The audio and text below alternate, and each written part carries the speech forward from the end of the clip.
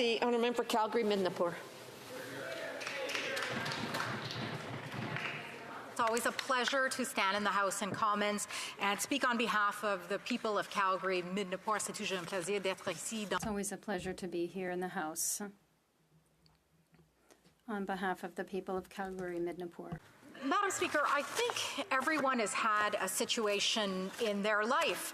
Maybe it was going through the grocery store, certainly these days, and putting items in your cart and getting to the checkout. Maybe it was a crazy night out.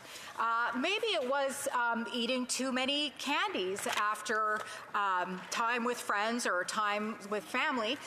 But I think we have all had a situation where we are at with the Arrive scam today, and that is, how did this even happen? How did this even happen, Madam Speaker? That is the big question for today. And that is why, Madam Speaker, we, the official opposition, are asking this Liberal government to table a report by March 18th showing the complete costs of Arrive scam. To this date, we have no idea what those really are, and to collect and recoup all of the funds paid to contractors that did no work. And we certainly know that there were many, certainly one in particular, for sure. But this is why we have this Opposition Day motion here today on Arrive scam. It's because Canadians are all asking the question, how did this even happen? Madam Speaker, ArriveCan was an application that was supposed to cost $80,000. This is what a group of individuals who spent a weekend trying to replicate the application said that could be done for $80,000. And then lo and behold, we see that the indicated price of this increased to, a couple dozen million, certainly. And then more recently, we found out that this app had cost $54 million. $54 million for an application that individuals say that they could have built for $80,000. And then recently, with the report of the Auditor General, we found out that it cost a minimum of $60 million. And we're not even certain that that's the total amount because of the poor documentation done by this government, speaking to their incompetence. Now, Madam Speaker, the main vendor behind this, of course, is the infamous GC Strategies, the two-person outlet working out of their basement that we thought got paid originally $11 million. And then, after the Auditor General's report, we actually found out that it was closer to $19 million. And again, we're not sure. We're not entirely sure because the documentation isn't there to even prove that that's all they got paid. But as you may know, it was recently released in the press that this company, this two-person company, working out of their basement that doesn't even do any work, has been given $250 million in contracts by this NDP Liberal coalition, by this Liberal government, an incredible amount. We have within the ArriveCan application and its vendors the possibility of collusion, of price fixing, certainly inflation of prices, all of these things, whereby one of my colleagues, the member for Sherwood Park, Fort Saskatchewan, his questioning of the witnesses, they couldn't even respond when he said over and over and over, what do you do? What do you do? They weren't able to answer it.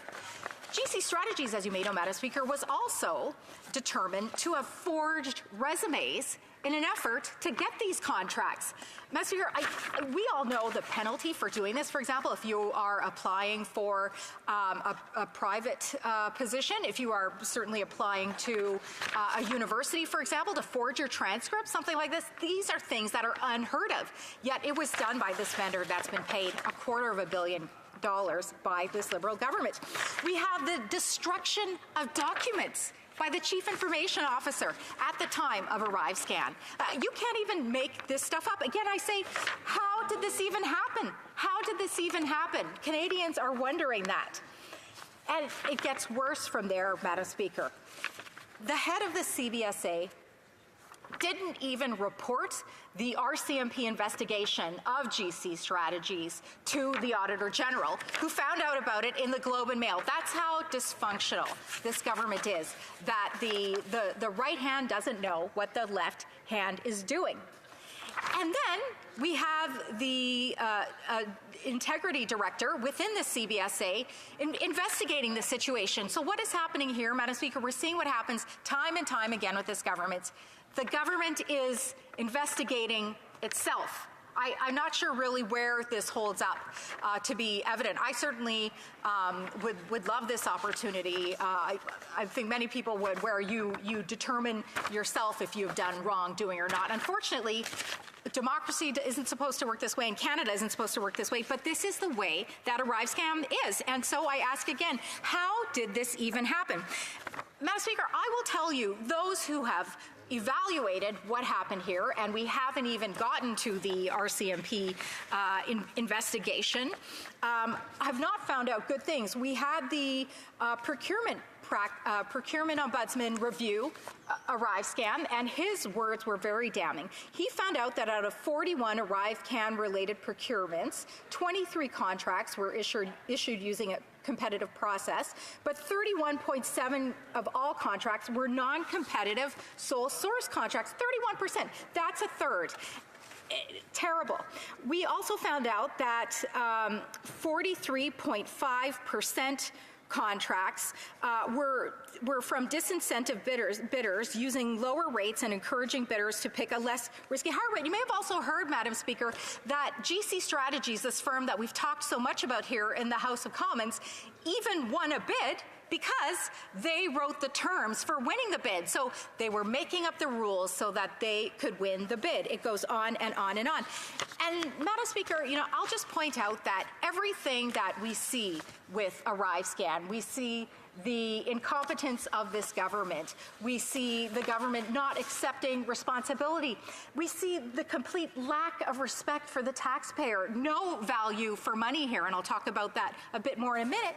As a microcosm of this government and how they have spent the last close to 9 years now, ArriveCan is sadly a microcosm of that.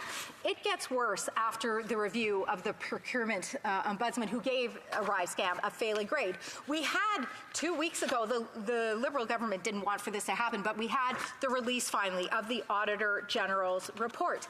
And whatever excuse they try to use for ArriveCan, the crisis situation, she herself used the words saying that this is not an excuse to not get value for money for the Canadian taxpayer. We found 18% of invoices submitted by contractors did not have supporting documentation. 20% of documentation almost did not have supporting documentation. We know now that task authorities were issued and paid for not even having tasks assigned to them. So essentially, people could have gotten paid for work that they didn't even complete. It's absolutely unbelievable. In addition, in her report, $12.2 million she couldn't even associate to ArriveCan. ArriveScam, I should say. Unbelievable, this amount. We also found out in her report, per diem rates were $1,090 per day compared to the $675 of comparable IT positions in other departments.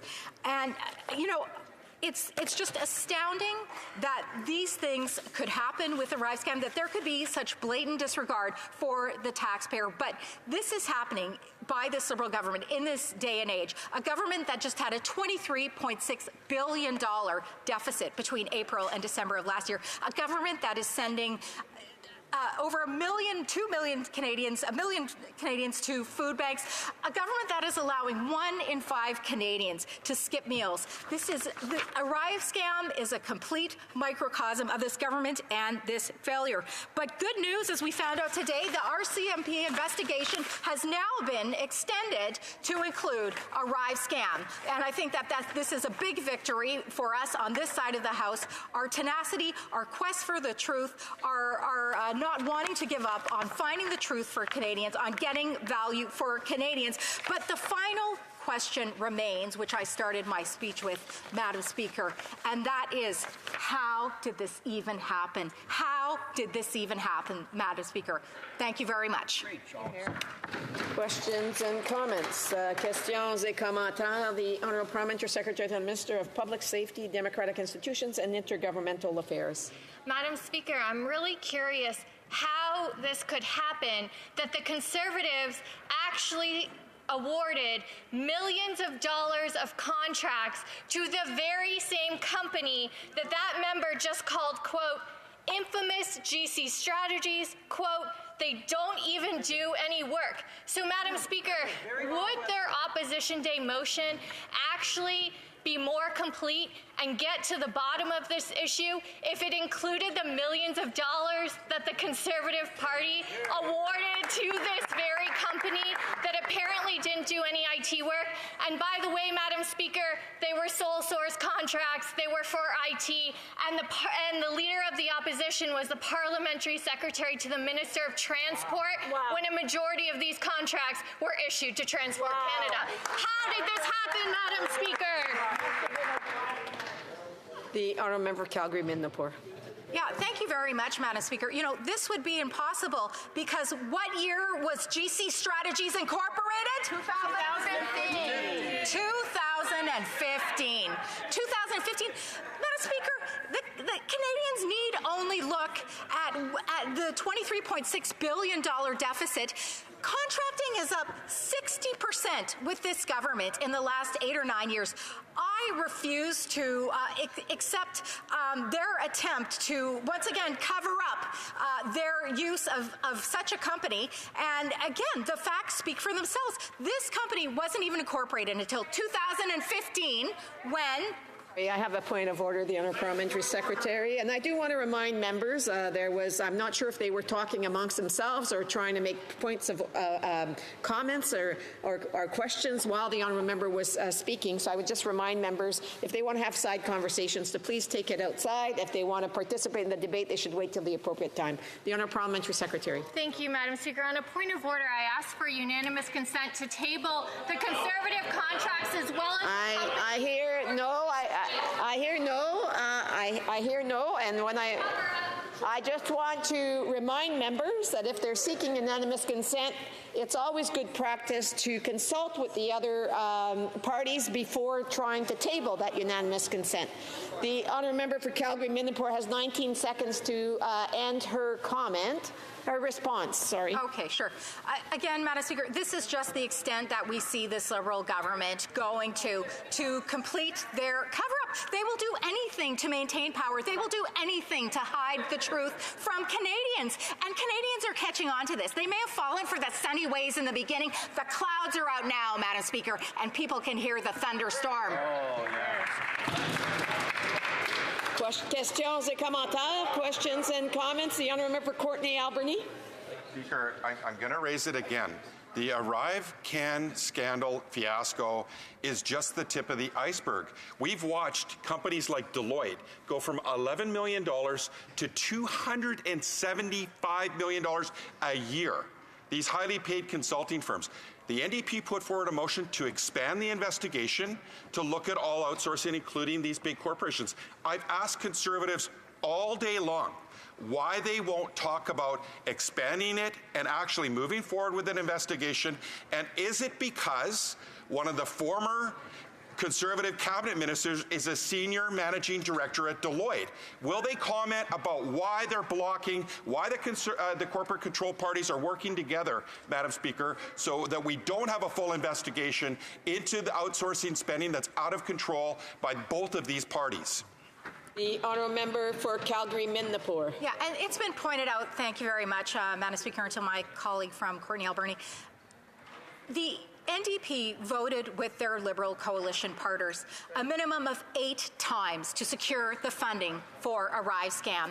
And I'll also point out, this member in particular is guilty of this because he entirely conspired with the Liberal government to obstruct documentation in our McKinsey study last year or something. He can say what he wants. He has been completely complicit with this Liberal partner. Thank you very much, Madam Speaker.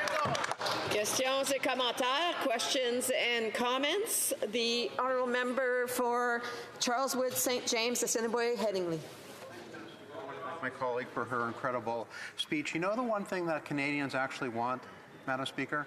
They want their $60 million back. I have not heard a single Liberal member, including the member from Winnipeg North, say that they're going to do everything they can to get this money back. I would like my colleague to give me her opinion as to why she thinks the Liberals aren't even interested in getting this money back for Canadians. Brief answer, the Honourable for Calgary-Midnapore. Thank you very much, Madam Speaker. It's because, frankly, the Liberal government doesn't care. They're completely tone deaf to the desperation of the average Canadian. There is one solution for Canada, and that is a Conservative government led by the member for Carleton, Madam Speaker. Resuming